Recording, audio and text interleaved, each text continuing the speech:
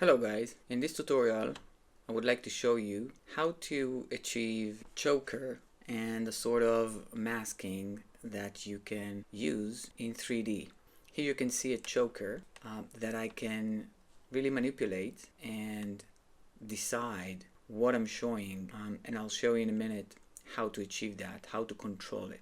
Adding to that is an outline that you can also control and use as you like. Here is a simple animation that I've done, and what I used here in order to control the 3D choker is a heat map, and this is basically done with the help of a light. But let me show you how to get the heat map. I'm opening the render settings, and in Arnold Renderer I'm going to the filter, and then I'm using the heat map here. So instead of the Gaussian, which is the default, instead of this I'm using HeatMap. The way you control it is with the numbers of the minimum and maximum plus the lighting. And what I used here is a simple AI sky dome in Arnold Light Sky Dome Light. And the sky dome is basically with the intensity, a very small intensity with 0.23, and I'm reducing the camera visibility, and I'm using a directional light with very high intensity of 20, and the light from the directional light is basically helping to control the heat map masking that I'm using here. So imagine that when you render a color texture layer and you mask it with the heat map, and I'll show you in a minute the layers that I'm rendering, but this layer is going to be the mask. So basically you can achieve any masking that you like. You can, I would say, eat as masking from the render that you have and have a choker which is very controllable. And you can also use it as a 2D flat layer, which could be black and white, etc. So you can decide what kind of masking or what kind of choking you're doing to your layer. Okay.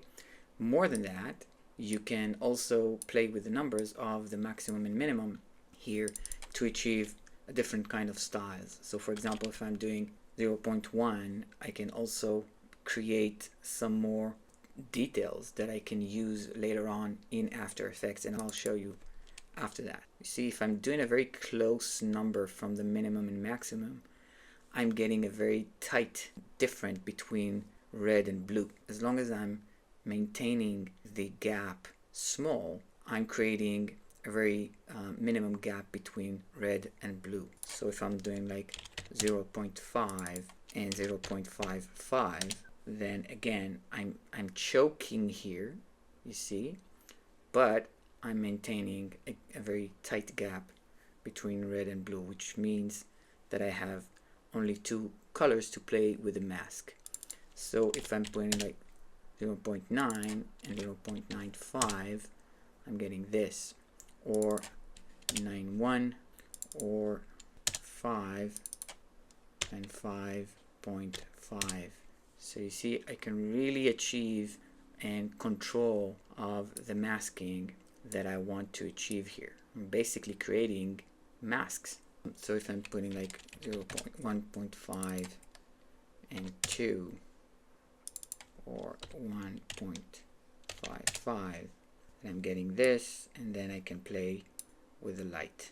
Okay, so now you can understand how I'm using this layer to choke the basic render layer. So what I'm having here is one layer, which is a simple render of this, as you can see here, full render of this layer, and then adding to that is basically different kind of masks.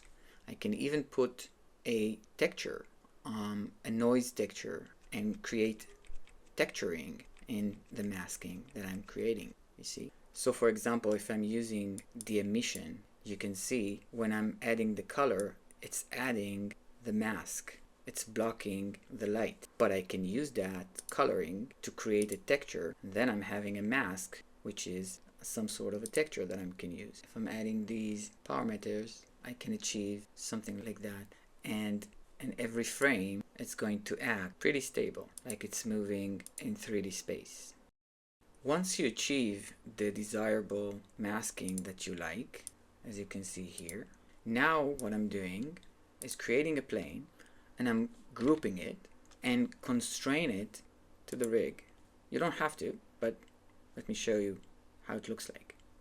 So I'm selecting the pelvis rig and the group with control here, and then point constraint without maintain offset. So what it's done, it constrained the plane to the movement of the character without rotating it. It's just connecting and translate. Perfect. Now, because it's in a group, I can use the plane and even animate it accordingly as I like. Now what I'm doing with this plane is I'm creating a standard surface just to change it to a clip geo, AI clip geo. And this will give me, let's close it and render it again. And now it's going to help me achieve some sort of outline to this character. You see, basically this clip geo is helping me showing some sort of an outline that I can use. So what I've rendered here is this layer, which basically looks like this in every frame.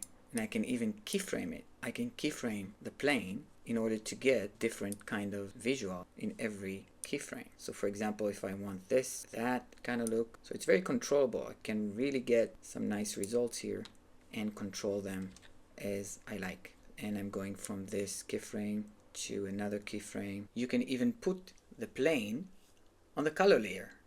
That could be also a style. And when I'm putting all of this in After Effects, what I basically have here is the background, which is just a basic background that I use here. Then I'm adding the outline, which is not a toon contour outline. It's just the outline from the geo clip. And this is already can be used as a render style. And adding to that is the color on top, as you can see here. So that's the color that I'm using. When you see here the chokiness of it is because I have another layer here, which is the mask. This is the mask that I've rendered from the heat map. And in order to get that, I'm putting it on top. And what I'm doing here with the color layer, I'm track matting it to the heat map layer, meaning I'm changing this and masking it with the first layer here. If you can't find the track mat, use this button. You see how it extends the menu here. Now it's important when you add the layers, in order to get the background disappear, you need to use an extract and also a choker. So basically what I'm doing is I'm adding a effect of a keying extract, okay, and that's adding this one. So you can remove the black background, okay, and putting this, playing with, you see, with the black point here. So basically this allows me to remove the background. And then I'm adding a choker. So what I'm adding here is an effect, matting, simple choker. And I'm putting it on matte. This is default. I'm putting it on matte, and then I'm playing with the choker. So you can basically also use this choker in After Effects, but what we did in 3D is a very precise choker, meaning I can really control. It's not just choking from the outside as what the After Effects would do. We really achieve a masking choker which is very precise with the lighting and the minimum and maximum. And on the color, I'm putting again the extract and the choker. The outline is also getting a extract and a choker. I also tint it a bit just to get a different color, but basically it's just removing the background color and achieving only the outline. And you can use also the choker of the outline to control how much you want from this outline. Here you can see another example with a heat map and a color layer that I've entered to After Effects. And here you can see how I play with extract, the simple choker, to get to an interesting result here with a black background. You see the gap between the beauty and how I extract from it. And I can even play with the simple choker and the extract to get some interesting results here, to soften the choker and the masking. And so that's the final result of the heat map and the clip geo which is helping creating the unique outline. That's it for now. Don't forget to push the boundaries of your style.